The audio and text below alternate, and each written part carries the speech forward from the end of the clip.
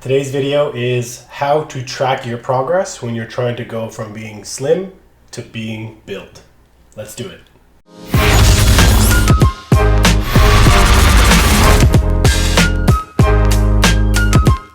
Welcome to the channel, and if you're new here and you're wondering why you should listen to me, the answer is simple. I used to be you. I grew up as the skinny kid, so I understand the struggles that you're going through. Which is exactly why I made this channel in the first place, so that I can help people just like you get to where I am now. And in far less time than it took me. But on to today's topic, which is how to track your progress.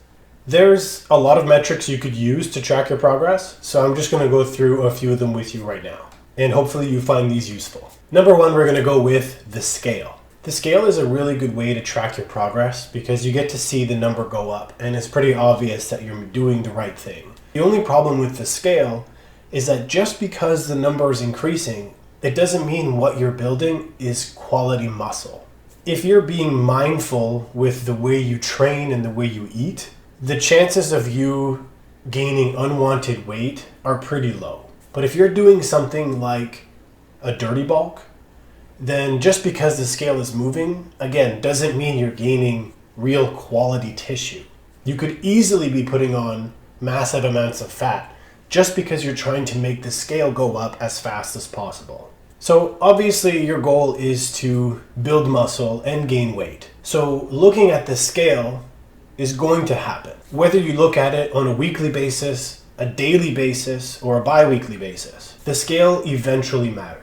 But if I can teach you anything about the scale in this video, it would be not to 100% rely on the number on the scale. And I say this again because quality weight doesn't come as fast.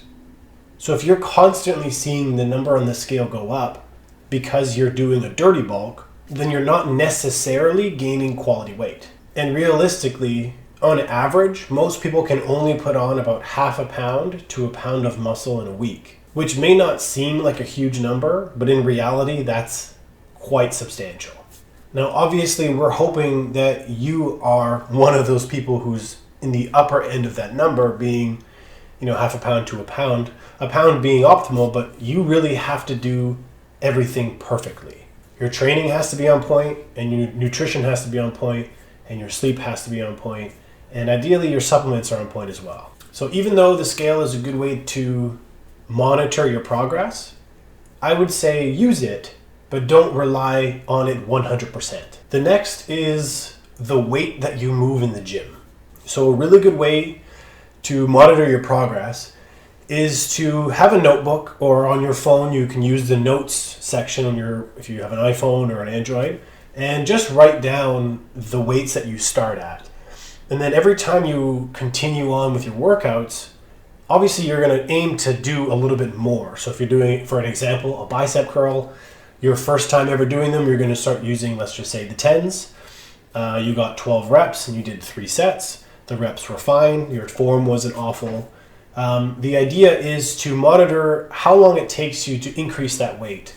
So if you started with the 10s, then if you notice that you're using heavier weights and you're still hitting those 12 reps, then that's a really good monitor. That's a really good metric that you're actually making progress. For the most part, when you become stronger, you do become bigger. To what degree of size you put on really comes from the amount of food you consume, more so than the difficulty at which you train. Obviously, you need to do both. You need to train hard and eat a lot.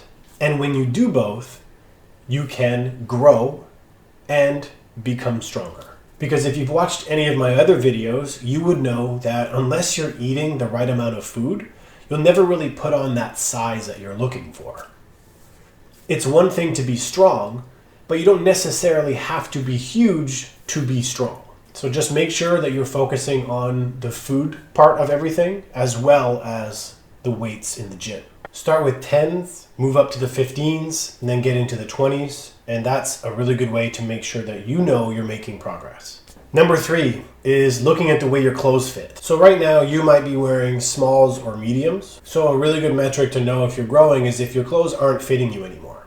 It's not going to happen overnight or anything like that, but as you continue to stay consistent, you're going to notice that your clothes are just getting tighter, which is a great problem to have, but it can also break the bank. So yes, it's a nice feeling, especially when you're trying to gain weight, when you notice that your clothes are a bit tighter. But that also means you're going to have to get a new wardrobe because you can't wear skin tight clothes everywhere you go. But in terms of monitoring your progress, I personally have a lot of clothes that used to fit me, obviously from when I was in my teen years, and there's no way that those clothes would fit me anymore. So as much as you might be hard on yourself as you progress, it's nice to be able to look back and realize I used to wear those small shirts or those medium shirts, and now I'm in the XLs or the larges depending on the brand. And if you stay consistent enough, that's going to be you as well. Eventually you'll get to a point where you're comfortable being in larger clothes. But in terms of tracking your progress, watching as your shirts fill out in your body, it's actually really rewarding. And it's definitely a good way to tell that you're making progress. So there you have it. You've got lots of ways that you can track your progress. And over time, you'll kind of feel out which one is the best one for you to use. So you can use the scale, you can use your weights in the gym, and you can look at how your clothes are fitting.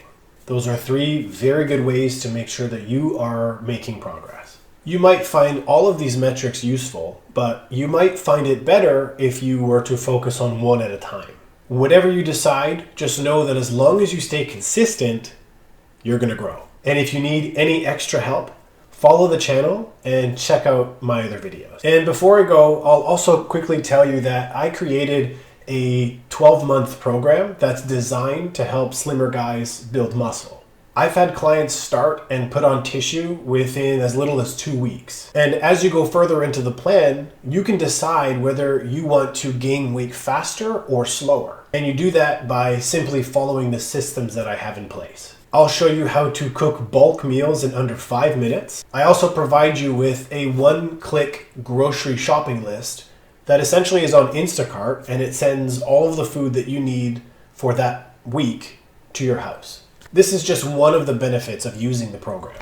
And I even give you the schedules that I used for training, eating, and sleeping that helped me go from 145 pounds to 215 pounds. The program pretty much has everything you could ever imagine for somebody who's trying to put on some muscle, and I took out all of the guesswork. This isn't a sales pitch, but if you're interested in finding out more about my growth system package, then create your free account on my website, which is nformcoaching.ca. And when you're filling out the form, just make sure you mention that you're interested in the growth systems package that I made.